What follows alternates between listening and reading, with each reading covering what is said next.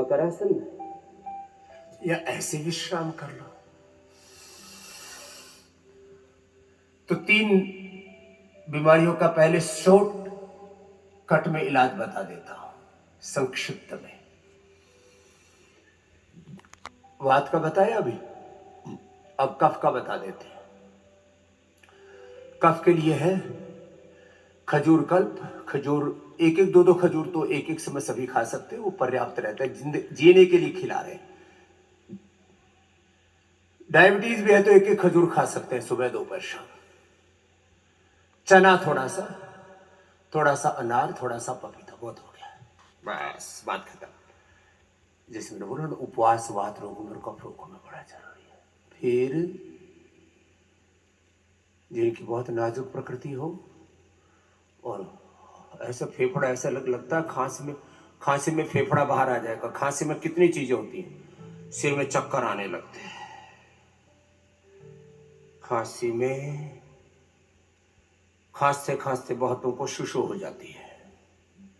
खांसी में बहुतों को खांसते खांसते लंबे समय से खांसी चल रही है, हर्निया ही हो जाता है। खांसी में ऐसा लगता है फेफड़ा निकल करके बाहर ही आ जाएगा। हो हु हु खू खू, बहुत मामला गड़बड़ होता है। जिसको हो जाए ना उसी का राम जानता है। तो क्या करें? खजूर कल, और जब भी पानी प्यास लगे तो 3 चीजें पी सकते हो। शिला तुलसी, छोटे बच्चों से लेकर के बड़ों तक, छोटे बच्चों को 1-1 ड्रॉप, बहुत छोटे बच्चे। एक कल ही मिला एयरपोर्ट पर, पुराना एक हमारा शिष्य, बोले स्वामी जी दो महीने का बच्चा हुआ, कफ कोल्ड हो रखा, क्या करूं?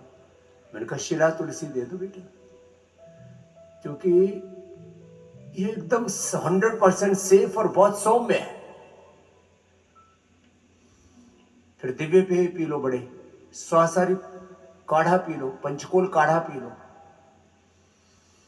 सामान्य पानी नहीं पीना, और कफ कोल्ड होने पर ठंडी चीजें और चिकनी चीजें नहीं खाना, खास बात ये है। चलो आगे बढ़ते हैं।